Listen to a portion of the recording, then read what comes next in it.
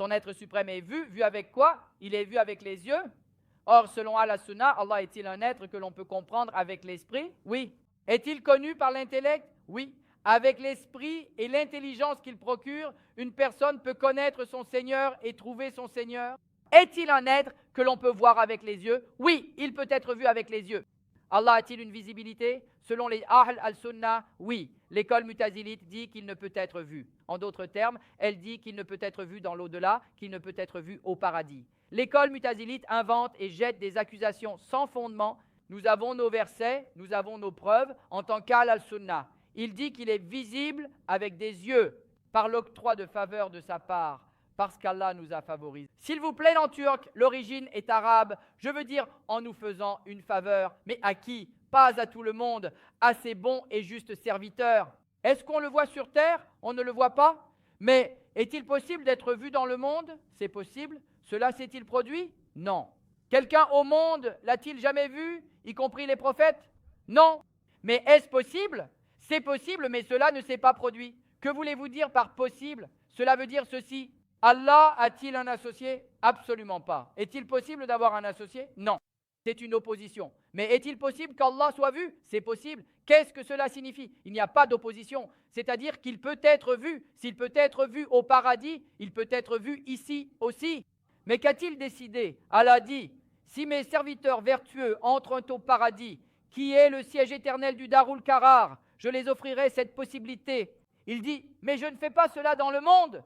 Parce qu'il peut se montrer dans le monde, mais que se passera-t-il s'il se montre? Et à qui se montrera-t-il? Ceux qui prient correctement, ceux qui font les ablutions correctement, ceci et cela. Cette fois-ci, l'autre dira, pourquoi ne le vois-je pas moi? Tu lui diras, ton ablution est défectueuse, et il dira, je corrigerai l'ablution quand je le verrai. Si c'est vu par tout le monde, il n'y a pas de différence entre le bon et le mauvais. Il n'y a pas d'intérêt à favoriser. Pas vrai?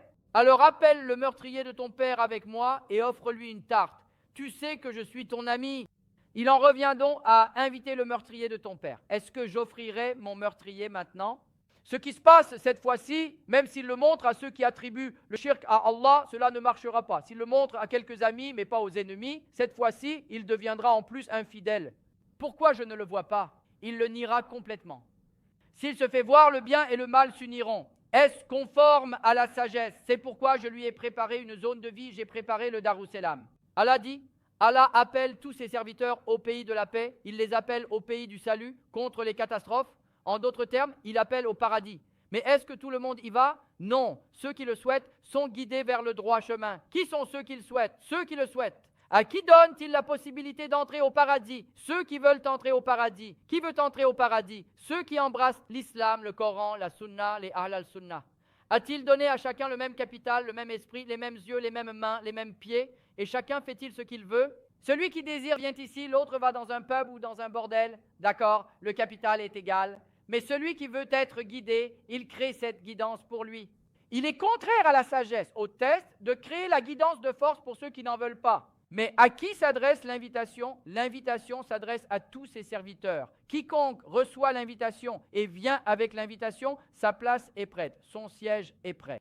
Mais celui qui vient sans avoir reçu l'invitation, je vous ai envoyé une invitation dans le monde, je vous ai envoyé le Coran, je vous ai envoyé un invitant, je vous ai envoyé Muhammad Mustafa sallallahu alayhi wa sallam, j'ai envoyé ses successeurs, ses savants, ses saints, j'ai envoyé des prêches et des conseils. Vos oreilles et vos yeux étaient-ils fermés ou bloqués? N'avez-vous pas entendu? Oui, vous avez entendu. Avez-vous obéi? Vous n'avez pas obéi. Et vous dites cela sans honte. Vous êtes donc arrivé dans l'au-delà, que faites-vous maintenant? Vous voulez une place au paradis. Voyons votre invitation. Frère, notre invitation a été laissée ici sur terre. Ah, pourriez-vous aller au mariage du président si vous aviez une invitation? Si vous n'avez pas d'invitation, je vous ai envoyé une invitation. Apportez-la avec foi. Si vous venez avec le Coran, si vous venez avec les ablutions, si vous venez avec la lumière, vous avez déjà votre invitation dans l'au-delà. Vous venez avec une invitation, vous entrez. Ceux qui font de bonnes actions, une bonne foi, de bonnes actions, de bonnes prières, un bon dhikr, une bonne taqwa, d'accord? Ils ont la husna. Husna signifie le plus bel endroit. La plus belle chose, le plus bel endroit. Il y a le paradis et il y a plus que le paradis. Qu'y a-t-il de plus que le paradis? Nous y sommes déjà entrés. Tout est à nous. Le plus important, c'est de voir Allah. Le verra-t-on dans l'au-delà? Oui, on le verra. Il dit, il y a plus Ce qu'il dit dans le commentaire de ce verset, tous les hadiths et les commentateurs le citent. Le paradis ne suffit-il pas? Il y a plus, dit-il. Qu'est-ce qui est plus? Regardez la beauté d'Allah, c'est une grande faveur. C'est pourquoi, pour compléter sa faveur, qu'entendez-vous par compléter? Même si un homme entre au paradis, la bénédiction n'est pas complète pour lui. Seigneur, nous te demandons de compléter la bénédiction à la fin de nos prières. Qu'a demandé Ali Haïdar Effendi? Il a dit, qu'est-ce que l'achèvement de la bénédiction, mon fils? Tout le monde a répondu qu'il n'y avait rien d'autre que le paradis. Une bonne santé, ceci et cela dans ce monde. Bon, d'accord, tu es allé dans l'au-delà, tu es entré au paradis dans l'au-delà, d'accord? Ça n'a pas marché. Pourquoi? La bénédiction n'est pas complète si l'on ne regarde pas notre Seigneur.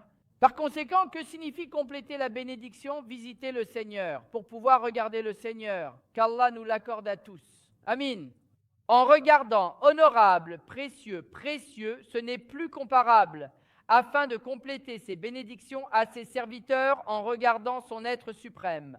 Notre Seigneur sera-t-il vu avec les yeux sur nos têtes, dans nos têtes, afin de favoriser ses bons serviteurs dans l'au-delà? Oui, il sera vu. Qui verra? Ceux qui entreront au paradis le verront. Par conséquent, nous ne voulons pas du paradis pour les Huri, les Gilman, les Wildan, les palais. En fait, c'est le lieu du consentement de notre Seigneur. Il est satisfait de ceux qui y entrent. En d'autres termes, il n'accepte que ceux qui lui plaisent. Par conséquent, nous devons vouloir le paradis pour obtenir son consentement. Et où pouvons-nous le voir? Nous pouvons le voir au paradis. Nous pouvons le voir au paradis. On ne peut le voir sans entrer au paradis. Il est obligatoire de demander le paradis. Vous êtes obligés de demander le paradis. Même si vous ne le voulez pas pour la bénédiction, nous pouvons le voir depuis là-bas.